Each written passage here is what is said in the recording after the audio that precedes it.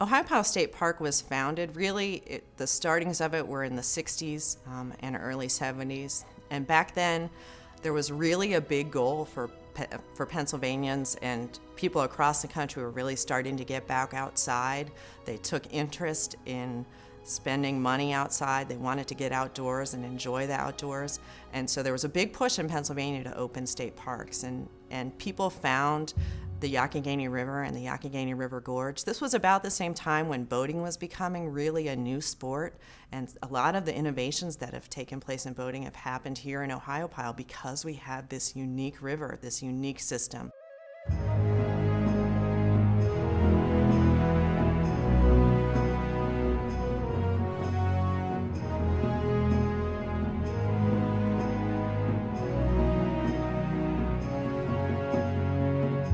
Actually learned to swim in the Youghiogheny River here over by the bridge.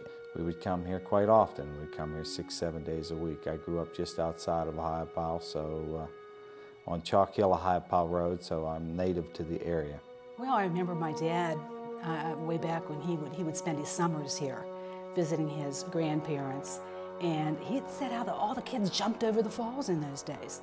There was no safety when I was a kid. You know, everybody just swam where they wanted to swim and boated where they wanted to boat and tubed where they wanted to tube, and over the falls and then under the falls and off the falls and everything. It was so different before the rafting companies, before the companies really got serious and regulated. We would always, we would go from here to Collinsville in truck tubes, at night. There weren't any rules back then.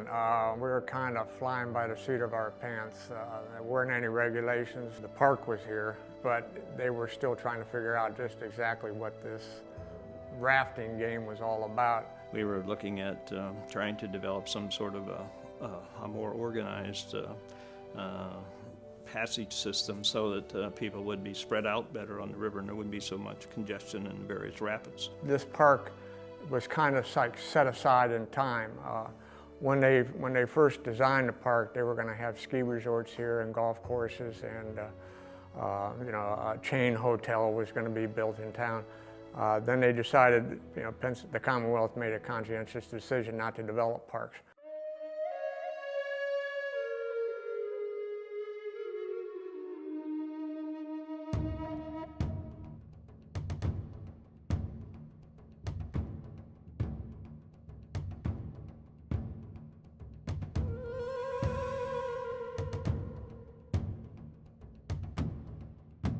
The infrastructure from '72 on was being added, sort of piecemeal, and there was a master plan for the park, but it was continuously being adapted and changed as the whitewater boating industry was putting pressure on the facility, as well as camping in the Kentuck campground was growing towards the late '70s and early '80s. There was a master plan that had been developed for the park, by consultants and what have you, and that included a bike trail, and the bike trail was a key thing that would provide the opportunity for everyday people of all ages to be able to see the park and experience the natural wonders of the Youghiogheny River Gorge. Instantly, it was a hit.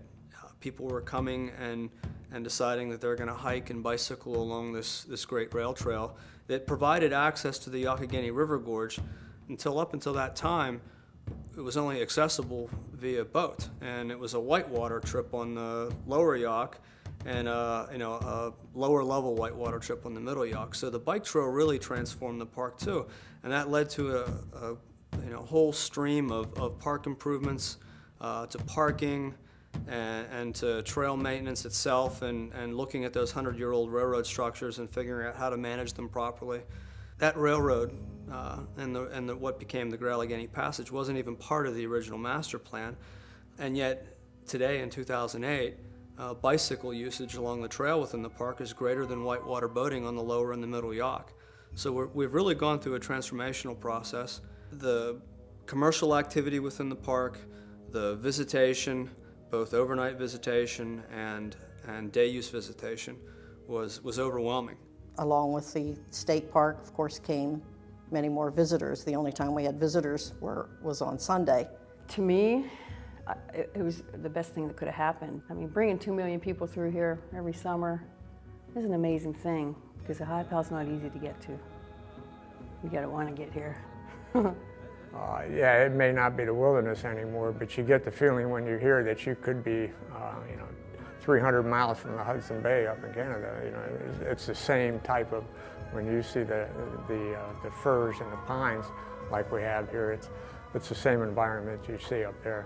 And we have a giant park. Ohiopyle State Park is over 19,000 acres. However, we have a big chunk of it that is inaccessible.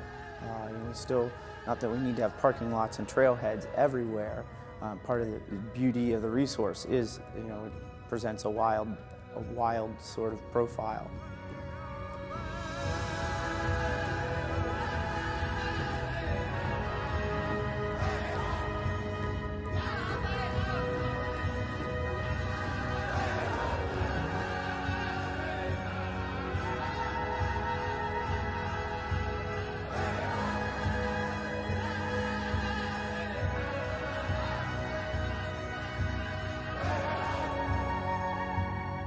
The bottom line is we have consistent, incredible whitewater 365 days a year here. If you're a kayaking enthusiast, you don't need to go to Colorado. Colorado has whitewater for about 8 weeks a year. We have whitewater here every day of the year. You won't get bored, and you will always be challenged. The river is probably in the best shape now that I think it's been since they started mining coal. They even have the aquatic life now is restored to the point, I don't think it's been this good since the 1800s. I see Ohiopyle State Park as one, not one of, as the most important natural history park in Western Pennsylvania. By far the best. A lot of parks offer great recreational venues, but they don't have the diversity of flora and fauna and geology that you would find in one of the larger resource-based parks. Ohiopyle, to me, had it all. These waterfalls and these ridges in here, the way this corridor flows, is some of the most breathtaking views that you'll find anywhere in the east coast of the United States. Bachman Rock Overlook, I think, is one of the nicest overlooks that I've seen anywhere. When you come down there, down Meadow Run, past Meadow Run, and see the falls, that's amazing to me. There's not a person that goes rafting with us wouldn't die to have a house in Ohiopyle. They love it here. People do. It's got everything. There's something for the campers. There's something for the bikers, the hikers, for the historians, with everything in the area, from Fort Necessity to Frank Lloyd Wright's places. The beauty of it, the people.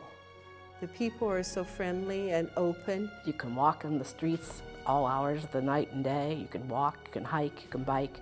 You can go to the river and just sit and read a book. You can go fishing in Meadow Run. For the natural beauty and the history here, you just have to come to this Ohiopyle area.